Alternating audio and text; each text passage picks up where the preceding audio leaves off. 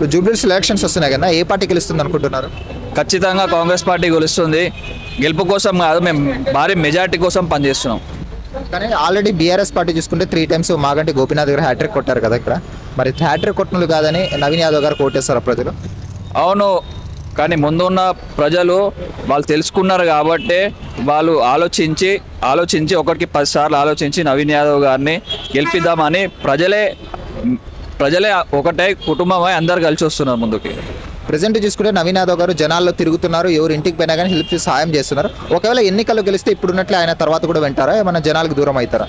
ఖచ్చితంగా నవీన్ యాదవ్ గారు గెలవకపోయే సాధ్యం లేదు, 100% గెలుస్తున్నాడు. కానీ పబ్లిక్లో అతను ముందు చేసిన ఎంఐఎం పార్టీ నుంచి కూడా చేశాడు, 2nd place వచ్చింది.